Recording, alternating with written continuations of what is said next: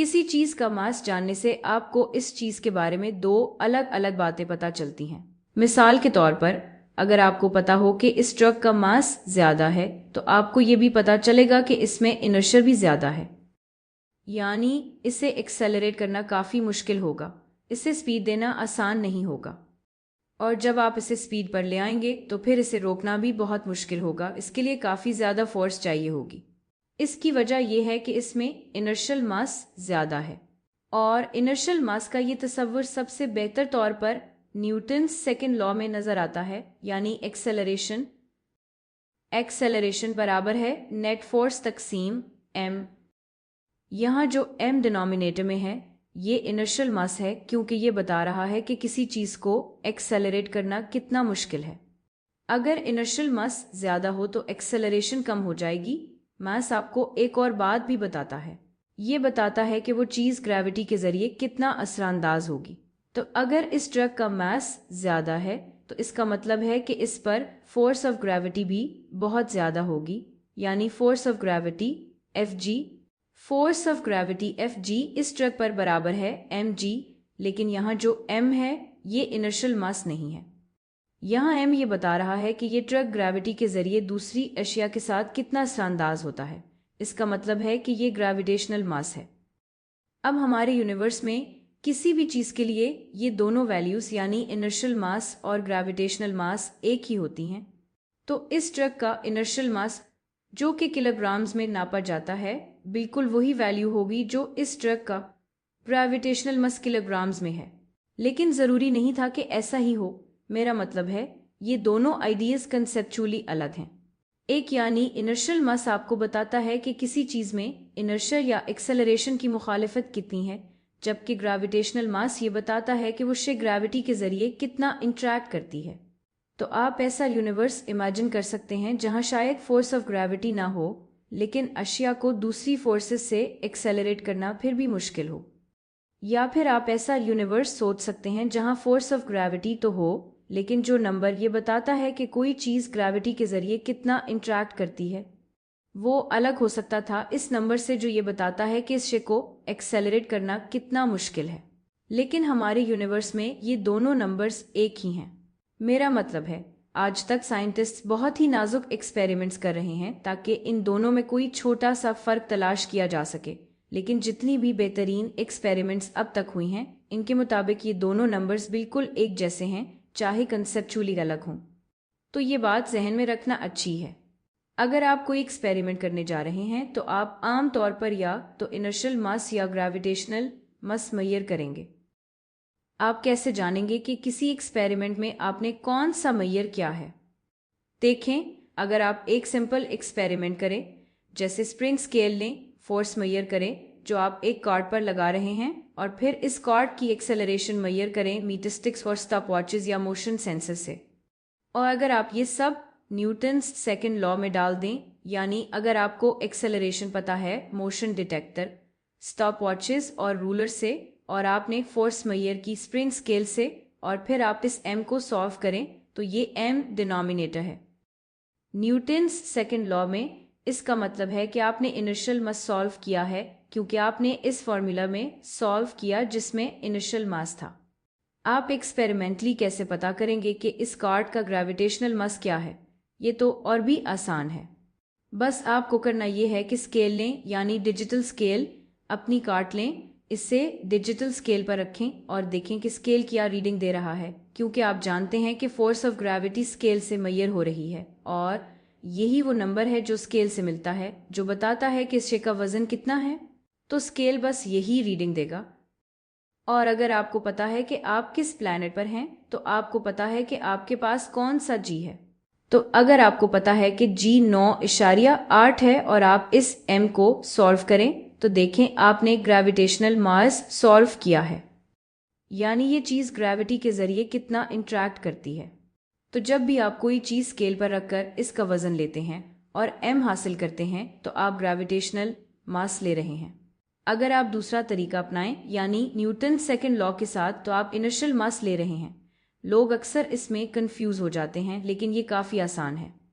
अगर आप कभी ऐसा फॉर्मूला इस्तेमाल करें जिसमें g या g यानी ग्रेविटेशनल कांस्टेंट बिग जी आए तो इसका मतलब है कि आपने इस फॉर्मूला में m को ग्रेविटेशनल मास के लिए सॉल्व किया है। अगर फॉर्मूला में g नहीं है तो आप इनर्शियल मास के लिए सॉल्व कर रहे हैं। मिसाल के तौर पर शायद आप कोई ऐसा एक्सपेरिमेंट करें जिसमें आप बहुत एहतियात से फोर्स ऑफ ग्रेविटी मेजर करने की कोशिश करें दो स्फीयर्स के दरमियान, तो ये काफ़ी मुश्किल होगा। आप शायद इसे इस तरह सेटअप ना करें, आपको ज़्यादा सोफिस्टिकेटेड तरीका अपनाना पड़ेगा।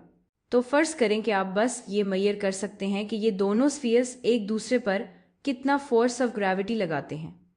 इसके लिए फॉर्मूला होगा बिग जी, m एक ज़रब दूसरे का m तकसीम डिस्टेंस के दरमियान का मुरब्बा। आपको एक मास का पता होना चाहिए, लेकिन स्प्रिंग स्केल आपको फोर्स दे सकता है। आप इनके दरमियान डिस्टेंस को रूलर से मेजर कर सकते हैं। जी, बिग जी, आप जानते हैं ये यूनिवर्स में एक कांस्टेंट है। अगर आपको दूसरे मासेस में से किसी एक का पता हो और इस वाले के लिए सॉल्व करें तो आप ग्रेविटेशनल मास हासिल कर रहे हैं। देखिए, आप वो फॉर्मूला इस्तेमाल कर रहे हैं जिसमें बिग जी है। कोई भी फॉर्मूला जिसमें बिग जी हो या लिटिल जी हो, जैसे फोर्स ऑफ ग्रेविटी यानी एम जी, ये सारे फॉर्मूलाज आपको बताते हैं कि एम किस तरह ग्रेविटी के जरिए इंटरैक्ट करेगी। या आप ये भी सोच सकते हैं कि gravitational field big G M तकसीम आर का मरबा है। यहाँ जितने भी एम हैं, ये एम वो एम और ये एम सब ग्रेविटेशनल मास हैं, क्योंकि इनमें या तो बिग जी या लिटिल जी इस बुनियादी इक्वेशन में शामिल हो। अगर कोई बुनियादी इक्वेशन ऐसी हो जिसमें बिग जी या लिटिल जी ना हो, तो आप ग्रेविटी के जरिए इंट्रैक्शन की बात नहीं कर रहे, बल्कि आप इनर्शियल की बात कर रही हैं, और वो इनर्शियल मास होगा। मिसाल के तौर पर अगर आप कोई और एक्सपेरिमेंट करें, जैसे दो कार्ड्स को आपस में टकरा दें और कॉन्जर्वेशन ऑफ मोमेंटम से m निकालें, तो मोमेंटम होता है mv। इस फॉर्मूला का लिटिल जी या बिग जी से कोई ताल्लुक नहीं, यहाँ कोई ग्रेविटेशनल कांस्टेंट नहीं है। तो अगर आप इस कोलिजन एक्सपेरिमेंट को इस्तेमाल करके किसी कार्ड का मास निकालें, तो आपने कार्ड का इनर्शियल मास निकाल लिया। इसी तरह अगर आप किनेटिक एनर्जी इस्तेमाल करें तो इस फॉर्मूला का ग्रेविटी से बुनियादी तौर पर कोई ताल्लुक नहीं। 1/2 m ज़रब v की सेकंड पावर, इसमें बिग जी या लिटिल जी नहीं है। यहाँ वाला m इनर्शियल मास होगा। अगर आप स्प्रिंग पर मास का पीरियड निकालें तो वो है 2 पाई जज़र m तकसीम k का, इसमें भी लिटिल जी या बिग जी कहीं नहीं है। इसका मतलब ये भी इनर्शियल मास है। तो जब तक आपके बुनियादी इक्वेशन में लिटिल जी या बिग जी ना हो, वो मास इनर्शियल मास होगा। अगर इक्वेशन में लिटिल जी या बिग जी हो तो आप ग्रेविटेशनल मास की बात कर रहे हैं। अब अगर आप थोड़ी सी समझदारी से काम लें तो आप एक ही एक्सपेरिमेंट को 2 फेजेस में करके दोनों मासेस एक साथ मालूम कर सकते हैं।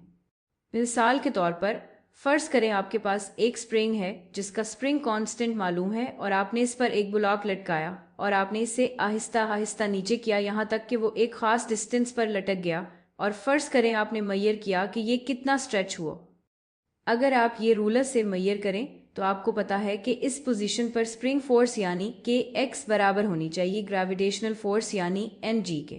तो के एक्स बस एन जी के बराबर हो जाएगा। अगर स्प्रिंग कांस्टेंट मालूम है और आपने एक्स को रूलर से मेजर किया और आपको पता है कि आप किस प्लैनेट पर हैं, क्योंकि जी जमीन पर 9.8 है। अगर आप इस m को सॉल्व करें, देखें यहाँ g भी है, आपने g से मल्टीप्लाई किया और ये फॉर्मूला भी ग्रेविटेशनल फॉर्मूला से आया है, तो आपने ग्रेविटेशनल मास सॉल्व किया है और अब आपको ऑब्जेक्ट का ग्रेविटेशनल मास पता चल गया।